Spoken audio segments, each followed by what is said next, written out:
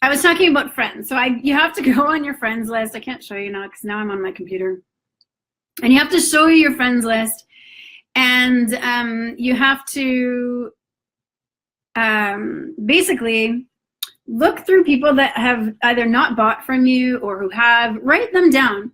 Even people that you don't even know or don't think that would buy, write them down on your list. So this takes time, it takes effort. And I think my computer's really slow, and that's why I feel really robotic. So you have to have a list. If you don't have a list, it's not going to be fun. So what do you do with that list? Just get a book. Like, it doesn't have to be anything. This really helped me because I'm not one for calendars. So all I did was just like open up a page and I wrote new connections. And then once I connected with them, I moved them over to the page of follow-ups. So I didn't like that. So this would be actually the page. So new connections and then move them over to follow-ups. My follow-ups became really lengthy. So I started at the back of my book. So I started at the back of my book with follow-ups, and then the front of my book was new connections. Does that make sense? And that's all I did. And then I would cross them off of my new connections and I would add them to my follow-ups. To me, that worked. You know, you find your system that works for you, and I'll find a system that works for me. And what I did was I just, in the beginning, like, I'm not going to tell you what I do now because it's different now. I mean, now I can do things differently than you guys can, right? I'm not as driven as you guys have to be because I've already succeeded in this. My diamond date, I think, is December 2019. I'm still not sure, but I'm going to try for that, you know. But, oh, by the way, for those who have found me again, just watch for a little incentive we're going to have because I think you're going to like it. It's going to be so fun. There's going to be 2 parts to it too. So it's a surprise. I'm not telling you now. So what else you can do is just inspired action, right? Inspired intention, inspired action. So all of a sudden I'll get this name in my head and I'll know it's for a reason. So really pay attention to ideas, thoughts, names, people that come out when you're doing, hi, Tanya Marie, when you're on your news feed. Really pay attention to that. So when I see somebody who comes to my heart, comes to my mind, I will go, okay, contact them. And I contact them right away. So you will lose it in 3, 2, 1, gone. You're on to something else. People like me, very quickly, we move on. We're next. Other people are like focused, they're driven. And then maybe I'll get Brad to talk to you people because I don't know how to talk to you people. I mean, I do, but he knows how to talk to you in the way that is more structured and focused. Does that make sense? So the way that I operated back then was I had this list and I basically would contact, literally I would contact everybody in my friends list on my Facebook, and I would do it in a private message. I would share with them what I do, my story, and I would ask if they're interested. And if they are, I would ask them to host a class. The biggest tip that I have is getting people to host a class, you guys, because if you just do one-on-ones, that's great. But you're going to do one-on-one, one-on-one, one-on-one, one-on-one. Meanwhile, I do one class and I've got 5 people show up. And then I just skill up on how I do my classes. Because if people aren't buying from your classes, you need to skill up on how you're presenting your classes, okay? Okay, Tanya Marie, how do you stay driven and structured or in the game as an adaptability? I'm so all over the place. Okay, so yeah, we're talking about that right now. So being all over the place is not bad as long as where you're going, there, here, there, and everywhere has a point, right? So if I'm here in my bed 1 minute, and then I'm over there eating breakfast another minute, and then I'm over there watching TV another minute, and then I'm over there watching YouTube another minute, and then I'm over here watching my news feed, and then I get the kids, and then I decide to take them to the park. I'm not talking to anybody. If you're doing that, that's you going all over the place with no direction. Does that make sense? Here's the difference. If you get up, you're in bed, you go get breakfast. While you're eating breakfast, you get out your phone and you're looking for people to contact. Then you take your kids to the park. While you're at the park, you're looking for people to talk to about doTERRA. You're not just gonna go, doTERRA. You're looking for people to connect with. They call them doTERRorists, okay? We do not want to be a doTERRorist. We want to doTERRorize nobody. We want to love people, okay? So you just connect with people, keep your head up, talk to people. It's really going to serve you. And then you go to school to pick up your kids, you know, and then you're talking to people while you're there. So do you see that you can be anywhere, doing anything at any time? While you're doing it, you get out your phone, okay? I can take my kids to the park. I'll get out my phone. My kids are not as young as yours. When I started, my kids were 6. My youngest was 6. And so what I did was I was homeschooling at the time. I put homeschooling aside, so I unschooled them, but I still gave them things to do in the day, right? And so I would sit on my favorite chair and I would just get on my computer and I would just look for people to talk to. And that was my focus, because structuring myself, having some organization skills, that's not me. I'm social. I need to be around people. So I used my gift of my being social is not a gift. Just for the record, it's not a top 5 strength. But woo is. If you're a woo, you're extroverted. You just love meeting new people. So I'm a woo in addition to my adaptability. So if I was just adaptable or had adaptability and I didn't have any other strength, then I would be a mess. But with my adaptability and my woo and my communication and my activator and my ideation, I was a force to be reckoned with, and so are you. So Tanya Marie, share with me. Okay, so yeah, you said, okay, this is what I do. I love people, love creating connections while scrolling or talking to strangers at the grocery store. I see a gym and stop randomly and pop in. That's brilliant. That's exactly what I do right now. And the next step is to take those conversations and to move them into classes. So you can still be scattered. You can still be all over the place. Your job is not to be structured. Your job is to get classes. So if you can structure yourself enough to get a date, right? To get them to get their calendar out, then it doesn't matter if you have a calendar. It doesn't matter if you have structure. It doesn't matter if you're scattered. Does that make sense? So for everybody out there who's in adaptability and all over the map, it doesn't matter. What matters is you're utilizing your other strengths to fill the void, to fill the gap of you're here and here and here and here. Because again, this is a beautiful thing. This is my strength, my adaptability. What else is my strength of adaptability? Is that I get to be, when somebody comes and like they decide they don't want to do that as a business, my strength allows me to move on. I'd be like, that's okay. You don't want to do it as a business? Next. Some people can't do that as well as somebody like us can, right? We're very adaptable. We can move and shift and change.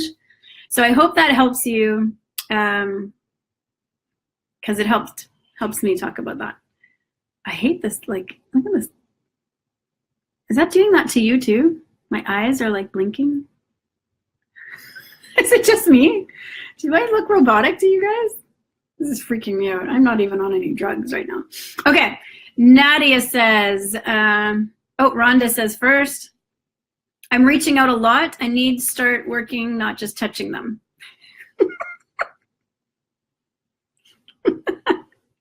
Stop touching them, Rhonda. That's either going to help you or it's going to make people run away from you. Yes. Cue me when to ask for the doTERRorist to wake up. So, I mean, all this to say is that, yeah, if you're just talking and connecting to people, anybody can do that. That's not doing this as a business. doTERRA as a business is not just getting out there and loving people. You can do that by just giving people hugs and holding a sign up saying free hugs, okay? That's loving people. That'd be great. People would really love that.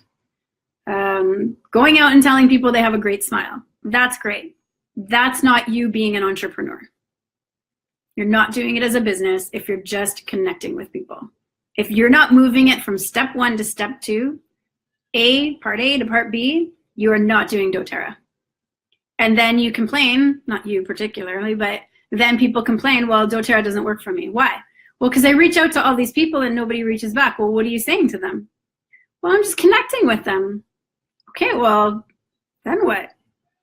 Well, I don't know, I can't really, and you can hear it, you can see it. It's like, and whenever you role play with people, you will find your answer. And so if you're getting stuck, have your upline role play with you and you will find the answer as to why you're stuck. You really will, especially like according to that training manual. Nadia, I'd love to talk about boundaries. I love having empathy as my #1 strength, but 15-minute calls turning to 2 hours is difficult. How do you kindly set things straight? Yeah, 15 minutes. If you have empathy, I understand you. My empathy is really interesting because I've always thought that I'm an empath, which I believe is different than having empathy as a strength. So we can have a lot of people on this group who are empaths, but if they have empathy as a strength, what it does is it actually can hinder your business, but it can help you when you're in front of people, like I'm sure it does, Nadia, but like you're saying, it can turn into 2 hours. So how do you create boundaries? And it's a great question. How I do it, it depends on the person. So if they're my front line, they've got me for 2 hours if they want me for 2 hours. If they're my second line, maybe half that. But if they are my third, fourth, fifth line, and I've got a 15-minute, window, then it's a 15-minute window, and I'm really quick with the way that I have it. So what went well? Praise them. What was hard for you? And praise them. Right? Because I'll find something in that what was hard for you that really was actually not them looking at it the way that I want them to see it positively. And then from there, I will say, okay, maybe let's work on this tomorrow. So if I'm at the end of my 15 minutes and we get to what was hard for you, then I'll say, okay, tomorrow, let's work on this. And so we always move it into tomorrow. Okay, so that's going to be your new favorite word, Nadia. Tomorrow, we're going to work on this. Always set appointments for the next day, the next day, the next day. I don't know what your other top strengths are. If you are an activator and an empathy, so I don't know. But an activator will be like, okay, you have this wrong with you. Let's fix it now. And they won't be able to get off the phone until they fix it. They're problem solvers and they're excellent at it. But it does their team a disservice when they're just wanting to fix them. This is a process. This is a journey. We don't want to fix people in 2 hours. I can get on the phone for 2 hours, but it's like somebody who calls me on my 7th level and I have one conversation with them, Obviously, if you're in the 15 minutes and they're crying and whatnot, then you want to give them a little bit more time, but you still have to create those. Tomorrow, let's work on shifting some of the things we talked about today. And if you have consistent 15-minute times, then you can do that. But it should not be a 2-hour conversation. In fact, it shouldn't even be a 30-minute conversation if you're talking 15 minutes a day. The other thing I'll say about boundaries is that you want to ensure that the people in your team respect you, that they respect your boundaries, because if they don't respect you, if you don't set boundaries that they respect, what are you teaching them? You're teaching them not to respect their team's boundaries under them, and you're teaching them to teach their team not to respect them either. And so you have to think about this in a way that you're actually doing them a disservice, and you're going to harm them long term if you continue to not set these boundaries and be really firm with them. So just figure out some trigger sentences like, that's all we have for today. Our time is up for today. So tomorrow we're going to talk about such and such.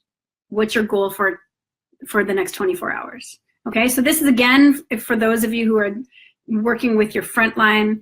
My frontline, I still don't talk to very often because they're quite independent of me now, which is amazing. They're so brilliant. My second line, still very independent of me, which is amazing. They're still brilliant. At least they don't call me, so I'm just assuming they're fine. Because they know if they call me, I'm like, I'm there, baby. But so does that make sense? You to just set these sentences that are triggers for them, like, okay, we're coming to the end of our time today, da da da da da. Okay, use these little trigger sentences. Tanya Marie, yes, my upline are complete opposites and never understood each other. It's because I'm so flow and she's so structured. Yeah, I have, most of the people on my front line are pretty like either evened out or they're also kind of like not like me, not as crazy as me, but just they're not like super structured. My husband is super structured, but we worked out, you know, we're fine now.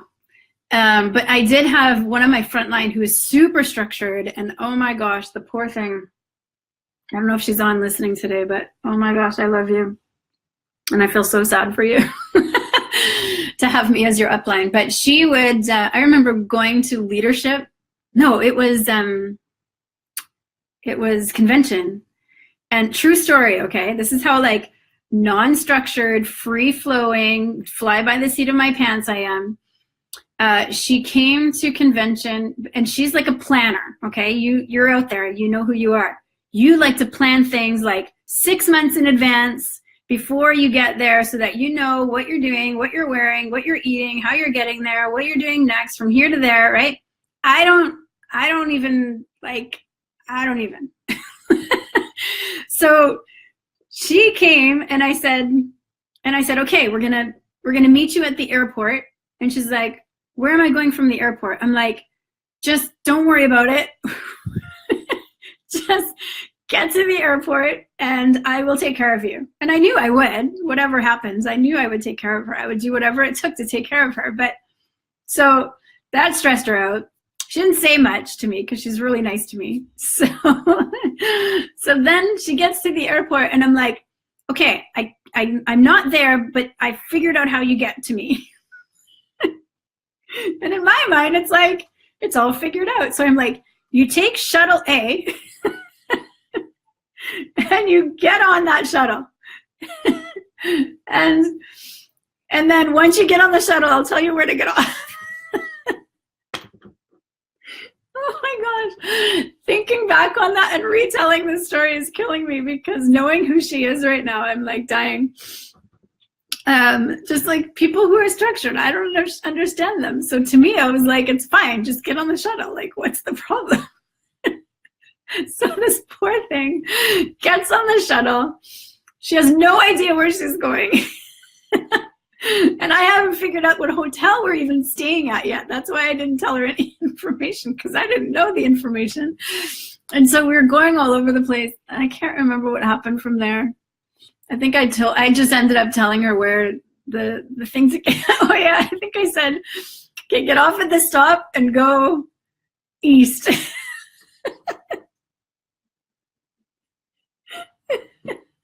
Oh my gosh. Can you imagine? I mean, oh. The poor thing. Whew. So yeah, you can see how your upline and you don't always get along the way that you should. So I'm being a better coach now. I'm learning about other people's strengths that are not mine and how to work with them better. And people are learning to work with mine because it's not fair of me to just, work with theirs. They have to know what kind of a coach I am. And so now when I'm coaching people, I say, okay, listen, here's what I can offer you. Here's what I can't offer you. So as a person like me, I can offer you like troubleshooting. I can offer you like fly by the seat of my pants, mindset issues that you're dealing with. I can walk with you through these things. Here's what I cannot offer you. I can't offer you structure or how to do that.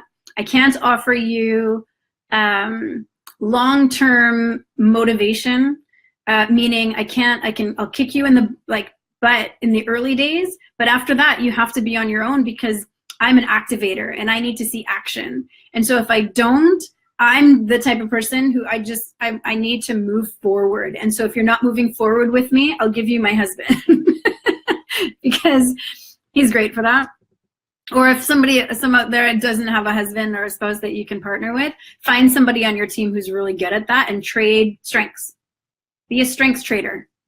Whew, that's a great idea. I just came up with that now. Ideation right here at its best. Trade strengths, you guys. If you have somebody on your team who is a woo, get them to do videos for you. If they don't have structure and you do, help them structure their team and vice versa, right? Do crossline. You can do whatever you want and just trade. I'll take one of your people who needs fly by the seat of my pants and mindset stuff, and you take my person who hates mindset stuff and just needs structure. You know, you can do that. Like, you can trade. That's a great idea. Is it just me? Rhonda called me a goof. So true. Kathy, I love my instincts as to when to reach out and act on that radar. Nadia, yes. How do you deal with goals as an adaptability? Oh, goals. Short term. If you have adaptability as a strength, you need short-term goals, okay? And if you're futuristic, then you just need to look at the big picture. If you are structured, you need to 3 months, 6 months, 9 months, 12-month goals, and then follow those out. Something that Kathy said, okay, love my instincts as to when to reach out and act on that radar. Yes, but if you find yourself not actually acting, take a few steps back, okay? Because the inspired intention only works if you actually have people on the books. Everybody right now should have somebody on the books, okay? Like this week I have 2 more recruiting conversations and a class on the books right now for like the next week. Well, I'm in Spain, so I'm teaching a lot too, so the next 2 weeks. But if you don't have things on the books at all times, then your inspired intention is not serving you. Or you're not acting on enough of that inspired intention, okay? So be careful of that too. Nadia, yes, and especially with customers, they turn to me like I'm their therapist. Oh my gosh, okay, yeah. So here's what lights me up. When somebody comes to me and says, Donna, I know you're good with mindset stuff, can I talk to you? I'll be like, yes.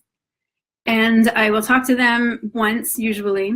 But I'm not a long-running therapist. My job is to help you become your own therapist. All right? I'll do what lights me up, but I don't expect my team to be their team's therapist. That's ridiculous. Like, I do it because that's what I've always wanted to do. I went to school for psychology because that's what I wanted to do. All right? I have a degree in that craziness. So don't think that because I do the things that I do, you gotta, duplicate that. You gotta do what lights you up on your team. And if therapist is not one, then don't be your team's therapist. There's a lot of presidential diamonds out there, diamonds and above, who are not being therapists. They're not being they're not inspiring their team. They're not trying to. I know I heard someone say, like, your job is not to inspire your team. Your job is not to motivate your team. I heard that on Emerge the other day. That's not your job to motivate your team. That's their job to get themselves motivated. Your job is to help them with what they're motivated about.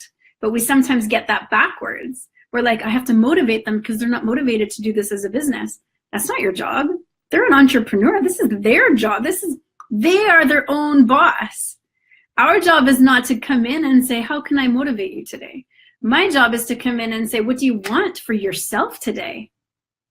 And get that, and then serve them with that. Does that make sense? You guys are not going to believe this. Yeah, you will. My computer's dying. I'll be right back. I know I have a cord here somewhere.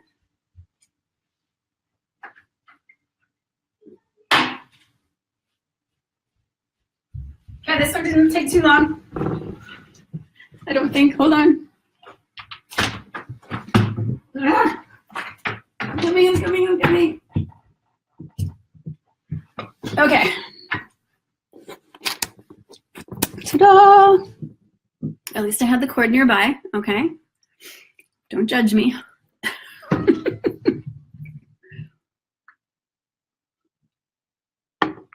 Okay. And as soon as they learn, yeah. So I hope that was answered your question. So Kathy, I've decided to delineate if my empathy is becoming therapy and reducing an income opportunity. Your time means a lot too, Nadia. Oh, she's helping you, Nadia. I hear you, Kathy. Being an empath can be super tough. So, yeah, empaths need bubbles. And so your job is to put a bubble around you, because if you don't, you're going to take on the problems of the world. It's not tough being an empath. It's beautiful being an empath. What's tough is you not maturing into that, into a protection mechanism. Okay, so all of these strengths are beautiful if they're maturing, if we're maturing into them, right? But they also have equal things that can sabotage you, like the empath, where you're just talking for 2 hours to somebody. But again, you're not actually serving them. And so if you really care, you have to not be an empath who just says, I'm going to take on everybody's problem. You have to be an empath who says, in those 15 minutes, I feel you. And I know what you're going through. And I get you. And I understand you. And I don't understand everything about you. But girl, I'm here. And if you need a shoulder to cry on, I'm there for you. And people need people like that. But they don't need to also take, not respect your boundaries, I guess is what I'm trying to say. My empath is 22 out of 34. And so what makes me a good coach in that regard is that I'm not the coach who you're going to come and cry to and tell me all of your stories and all of your reasons why you can't do this and you can't do that. I'm going to kick you in the butt and I'm going to say, I'm not going to listen to that excuse. And I'm going to help you through it maybe, yeah, right? But I won't sit there with you.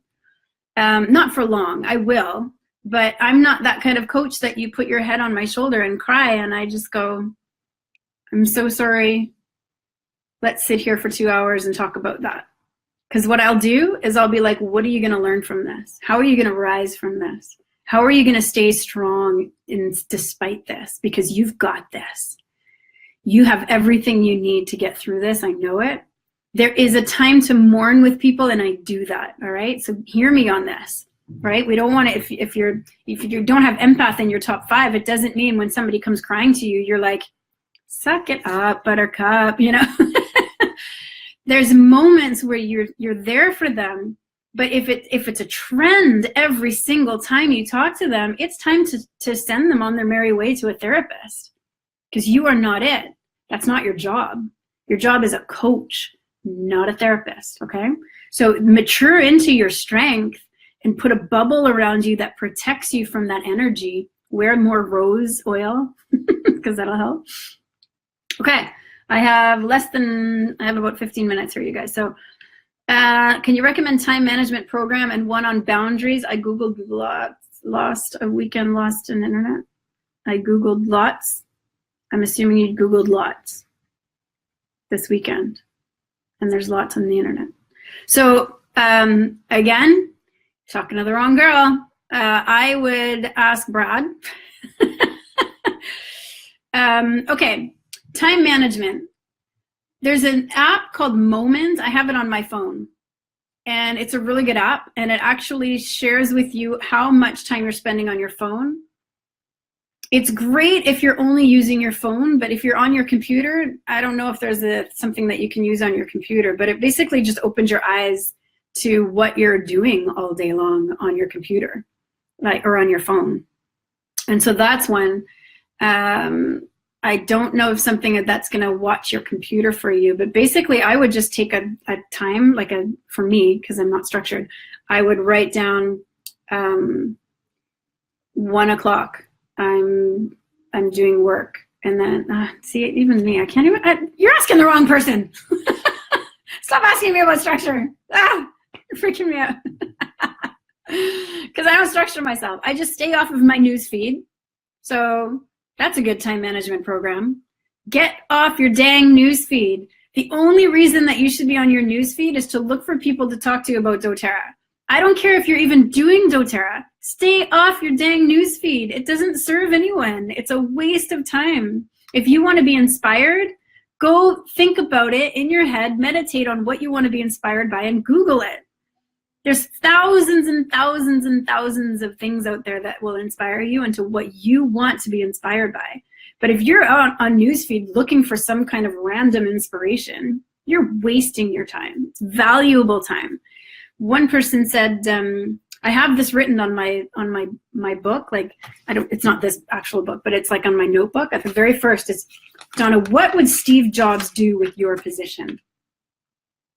Because I tend to like Steve Jobs. But who's your favorite person? Oprah Winfrey. Like, who else? Tony Robbins. You know, whoever. It doesn't matter who it is. Open up your book, write down whoever your favorite person is, or on your computer if you write notes on your computer, or put it on your phone wall or your computer wall.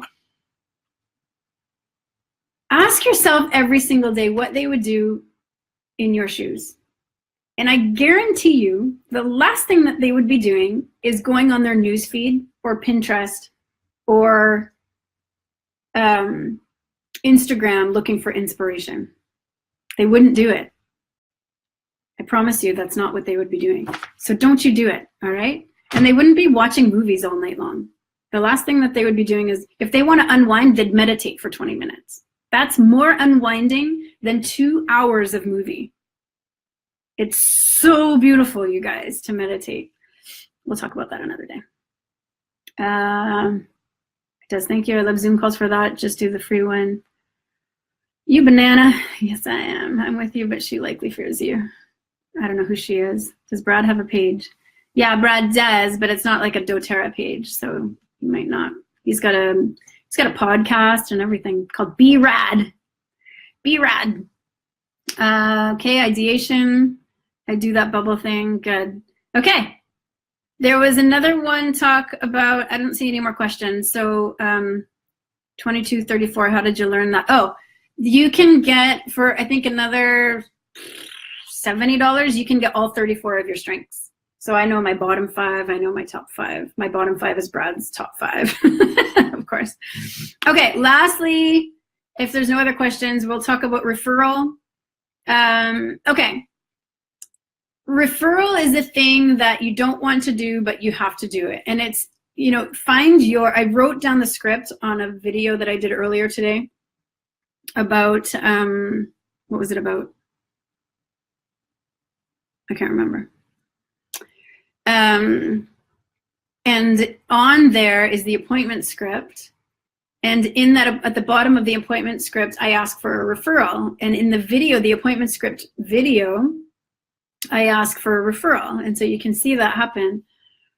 Everybody's going to want to do something different with that script, but I really encourage you to just practice it on somebody and make it work for you. But first you need to have like an idea. And first they have to buy something. Secondly, they have to, if they don't buy something, don't ask for a referral. Because one of the things you say is, so how did you like the appointment today? Like how did you like the appointment today? And they'll say, yeah, it was really good. I mean, obviously it's good because they bought it, right? So after they do that, you're basically saying, great, you know, what I like to do is I like to meet with people who are kind enough and who are into natural healthcare. If you know anybody like that, I would love to get your referral. And when you do, I will give you a free da-da-da-da-da. All you got to do is just write down their name and information. And you don't even have to think that they're going to buy, but as long as they're nice enough, and I'm only going to just reach out to them to say hi and let them know that I'm making appointments with people and tell them what I do. How does that feel for you? How does that sound? How does that, you know, so here you go. Here's the free thing that you can get if you do this. Like there's nothing wrong with doing that. People get so afraid of referrals.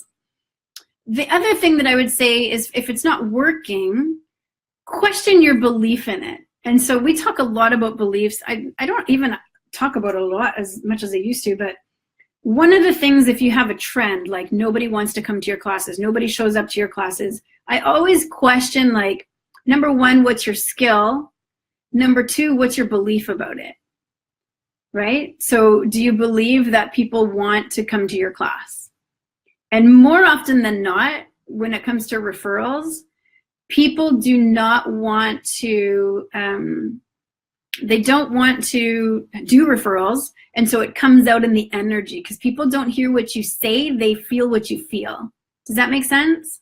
Let me repeat that. People don't hear what you say, they feel what you feel. And so it's really important for you to remember this, because it's something you have to set an intention before you ask for a referral. So when you ask for it, know that they want their family and friends to be served with the same way that they were served in. And at the end of the day, if they don't, like, some of the fears, well, they're not gonna, I wouldn't want to do that. Well, why wouldn't you? If a Tesla car salesman who's selling a Roadster, you know, said to me, Donna, if you want this handy dandy steering wheel faux fur for your Tesla Roadster, all you have to do is give me 5 names, and all I'm gonna do is I'm just gonna reach out to them and say, you know, hey, Donna gave me your name, and all I'm doing is just asking for an appointment. There's no obligation to have it, but this is what we're doing. If you're interested, great. If not, I'll let you go right now. I would give them 20 names to get 5 of those, 4, I know my math, 4 of those steering wheel faux fur for my Tesla Roadster, okay? So does that make sense, you guys? Check in with yourself. If you wouldn't do it yourself, figure out a way that you would do it. Because I guarantee you, if I called you today and I said, hey, listen, I'm going to give you this, and whatever this is has to be sweet, I'm going to give you this if you just give me 5 names. And all I'm going to do is this. If I did that with you, I guarantee you, you'd give me 5 names. Okay, I know this person, this person, this person, this person. Why would you do it with me, but you think they wouldn't do it with you? The next question would be, are you really truly being loving to them? Are you really truly serving them, or do you just want them to buy? Because if all you're doing is connecting with them so that they can buy from you, then I can understand why they wouldn't want to give you other people your name. And so would you. Not out of guilt, not out of shame, but just as a reminder to say, why are you really there? They're getting more out of this transaction of your kit that you're putting in their hands than you are. Quite potentially, you're only making 20% off of that person. They may never order again. They're getting more out of that transaction than you are. If you're connecting with them on a deep, loving, serving level, they will feel you, and they would want everybody to feel what you made them feel. I hope that helps. I have to go, you guys, and I will hopefully get this sorted out with my batteries. Oh my gosh. You know what? Who am I kidding? I probably won't, and I'm okay with that, because I succeeded with my crazy brain, and so can you. All right? I love you guys. You know what you can get from me? It's advice, it's troubleshooting, it's this kind of stuff. What you're not going to get from me is structure. You're not going to get from me always being on the ball. And if you're okay with that, then we can move forward together on this crazy journey to diamond that I'm on and that you're on. I am so proud of you guys for showing up. You really light me up on this journey to diamond. You keeping me accountable. And I hope that this is serving you. I'm hearing so much great feedback for it. So I will see you soon.